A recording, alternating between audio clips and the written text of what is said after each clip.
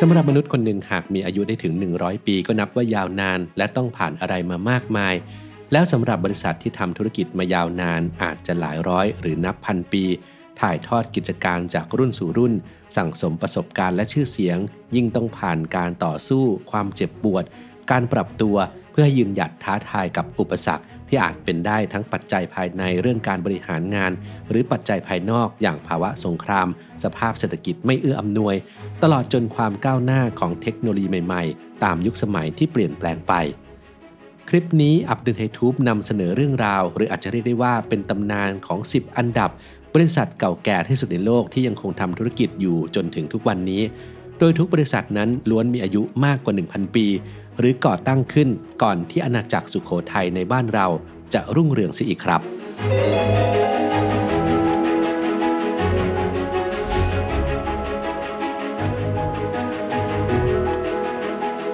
อันดับที่10 The Royal Mint สหราชอาณาจักรคำว่ามิ้นท์อาจจะชวนให้นึกถึงขนมหรือของกินรสมิ้นท์แต่ที่จริงแล้วมิ้นท์ยังหมายถึงโรงกษาปที่ทำหน้าที่ผลิตเหรียญที่ก่อตั้งมาตั้งแต่ปีค.ศ. 886ในสมัยกษัตริย์อัลเฟรดมหาราชผู้มีวิสัยทัศน์อันกว้างไกลและวางรากฐานไปสู่การรวมดินแดนต่างๆให้กลายเป็นสหราชอาณาจักรในเวลาต่อมาและทรงดำริที่จะทำให้เหรียญเงินที่ใช้แลกเปลี่ยนสินค้าเป็นมาตรฐานเดียวกันจึงเป็นที่มาของจุดเริ่มต้นประวัติศาสตร์การเงินของประเทศโดยเริ่มจากการเป็นส่วนหนึ่งของงานในท้องพระคลังก่อนจะแยกตัวออกมาเพื่อให้การบริหารงานคล่องตัวแต่ยังคงขึ้นตรงกับราชสำนักและต้องผ่านอุปสรรคเมื่อเกิดปัญหาทางการเมืองในประเทศมาหลายยุคหลายสมัย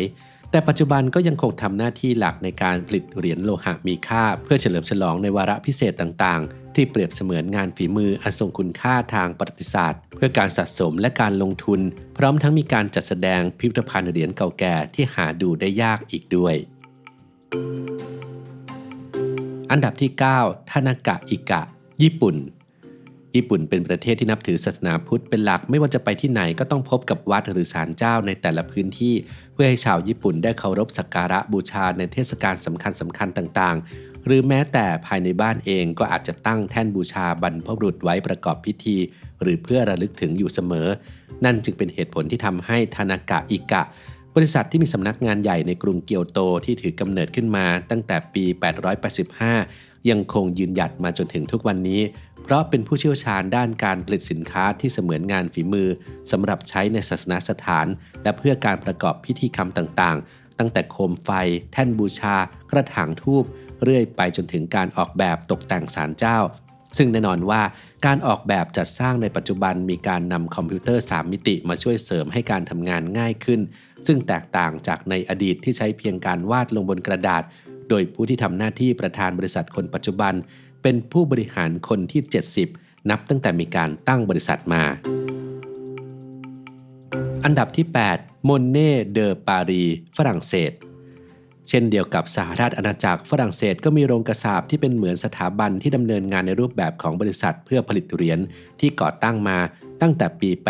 864 โดยกษัตริย์ชาร์ลส์ที่ 2 กษัตริย์ของชาวแฟรงก์และจักรพรรดิแห่งจักรวรรดิโรมันอันศักดิ์สิทธิ์ที่นี่จึงเต็มไปด้วยเหรียญโบราณเหรียญที่เป็นเครื่องประดับยศของราชวงศ์ที่เก็บสะสมมานานกว่า 1,000 ปีและมีการจัดแสดงในรูปแบบของพิพิธภัณฑ์นับเป็นมรดกแห่งชาติอันทรงคุณค่าทางศิลปะปัจจุบันมีพนักงานราว500คนที่ออกแบบและผลิตเหรียญเงินและเหรียญรางวัลเพื่อใช้เป็นที่ระลึกในโอกาสต่างๆเช่นการทำงานร่วมกับบริษัทเอกชนอื่นๆผลิตเหรียญเพื่อเฉลิมฉลองครบรอบการก่อตั้งกิจการตลอดจนการแข่งขันกีฬาโดยลวดลายสวยงามที่ปรากฏบนเหรียญมักบอกเล่าถึงประวัติความเป็นมาที่น่าสนใจซึ่งอยู่เบื้องหลังวาระในการผลิตเหรียญนั้นๆอันดับที่7 Stafffelterhof เยอรมนีโรงบ่มไวน์เก่าแก่ของเยอรมนีที่หมู่บ้านครอฟในภูมิภาคโมเซลที่ก่อตั้งมาตั้งแต่ปี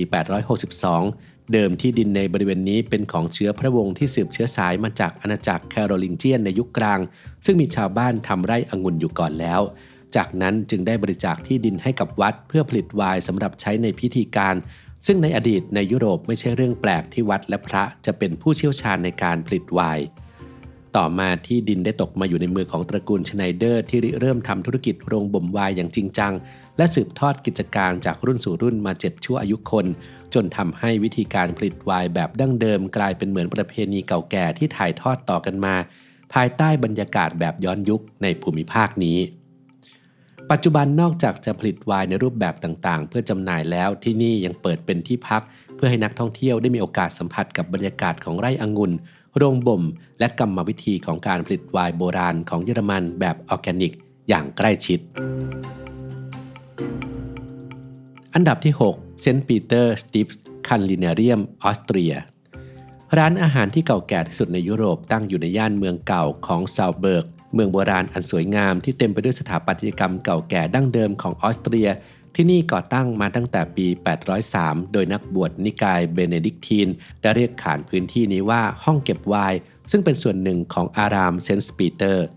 ต่อมาการผลิตและการค้าไวน์เจริญก้าวหน้าอย่างมากมีกำลังการผลิตถึง 40 คันรถต่อปี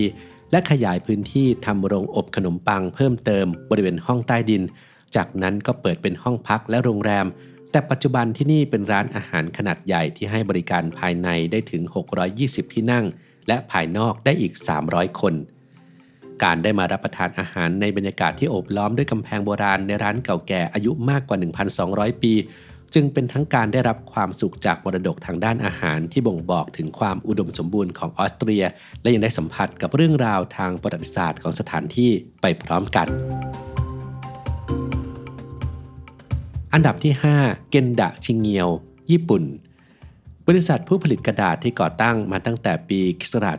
771เริ่มต้นกิจการที่เกียวโตตั้งแต่ยุคเฮอันที่เกียวโตเป็นเมืองหลวงเกนดะชิงเงียวเชี่ยวชาญด้านการผลิตกระดาษสำหรับใช้ในพิธีการต่างๆในทุกช่วงสำคัญของชีวิตตั้งแต่วันเกิดวันแต่งงานไปจนถึงพิธีศพมีทั้งกระดาษห่อของขวัญและโดยเฉพาะอย่างยิ่งซองสำหรับใส่คำอวยพรหรือเงินที่มีการตกแต่งด้วยมิซูฮิกิหรือการนำเชือกที่ทำจากกระดาษมาผูกเป็นโบหรือพันกันเป็นปมเพื่อใช้นำไปตกแต่งด้านหน้าของซองซึ่งเป็นภูมิปัญญาทางศิลปะเป็นงานฝีมือตกแต่งเฉพาะของชาวญี่ปุ่นโดยสีสันและรูปแบบของโบหรือปมจะบ่งบอกว่าเหมาะสำหรับใช้ในงานแบบใดซึ่งทางบริษัทเป็นผู้นำในประเพณีนิยมมิซูฮิกินี้มาหลายศตวรรษแม้แต่ในพระราชวังอิมพีเรียลในยุคเมจิก็ใช้สินค้าจากเกนดะชิงเงียวมานานถึงราว400ปีจึงทำให้ได้รับความนิยมในหมู่ชาวญี่ปุ่นทั่วไปด้วยเช่นกันอันดับที่4โฮชิเรียวคังญี่ปุ่น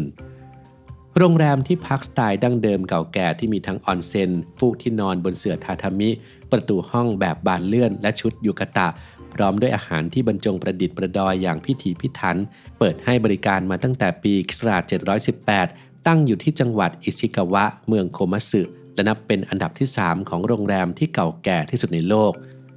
จุดเริ่มต้นมาจากการที่พระธุดงค์ไปบนเขาและได้ค้นพบบ่อน้ำพุร้อนที่สามารถรักษาโรคต่างๆได้จึงได้ขอความร่วมมือกับช่างตัดไม้ในหมู่บ้านร่วมกันสร้างที่พักที่เปิดให้ชาวบ้านได้พากันมาแช่น้ำพุร้อนที่นี่จนพัฒนาเป็นกิจการโรงแรมในเวลาต่อมาและได้รับการสืบทอดกิจการกันต่อมาในตระกูลเซนโกโร่จนมาถึงรุ่นที่46อันดับที่3เซนเนนโนยูโคมังญี่ปุ่น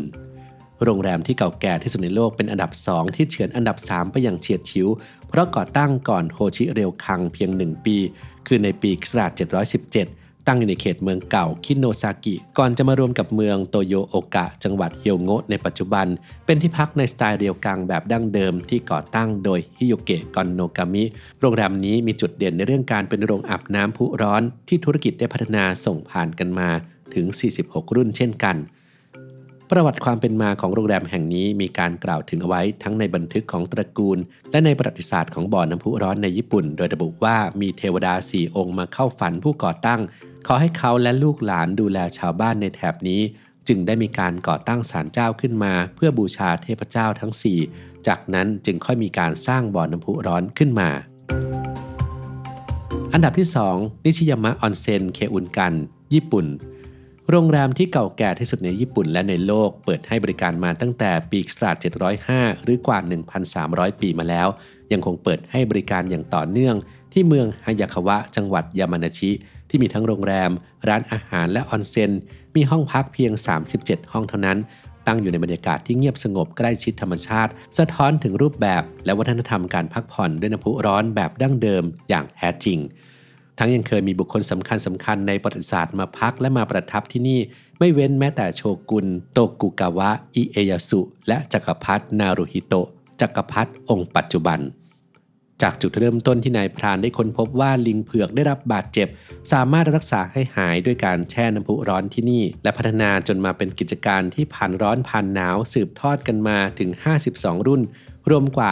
1,300 ปีจนกระทั่งในปี 2017ไม่มีสมาชิกในครอบครัวต้องการสืบทอดกิจการอีกต่อไปจึงทำให้ตำแหน่งประธานบริษัทนั้นตกเป็นของผู้จัดการทั่วไปที่ทำหน้าที่บริหารกิจการนี้อยู่ก่อนแล้ว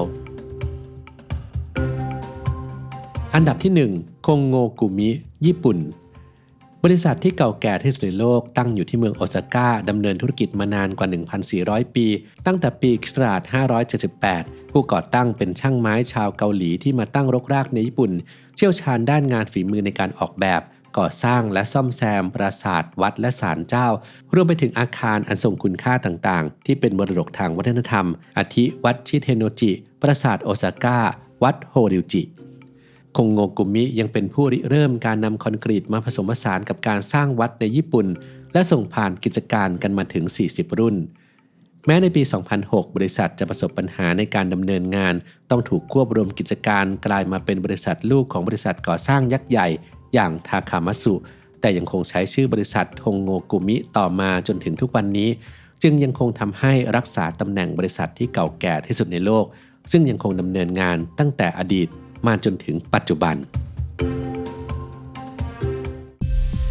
ทราบไหมครับว่านอกจากเรื่องของการผ่อนคลายและลดความเครียดแล้วสารสกัด CBD นั้นยังมีประโยชน์ต่อสุขภาพอีกหลายด้านเลยครับทั้งช่วยเพิ่มประสิทธิภาพการนอนหลับเสริมสร้างภูมิคุ้มกันไปจนถึงช่วยปรับสมดุลให้ร่างกายทำงานได้ดีขึ้น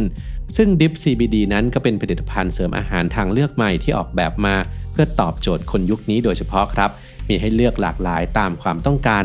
สำหรับใครที่อยากดูแลสุขภาพแบบองค์รวมลองเปิดใจให้กับ Dip CBD เป็นตัวช่วยดูนะครับสามารถแอดไลน์เพื่อสั่งซื้อหรือสอบถามข้อมูลเพิ่มเติมได้เลยแค่สแกน QR Code หรือคลิกลิงก์ที่ผมทิ้งไว้ให้ใต้คลิปนี้ได้เลยครับ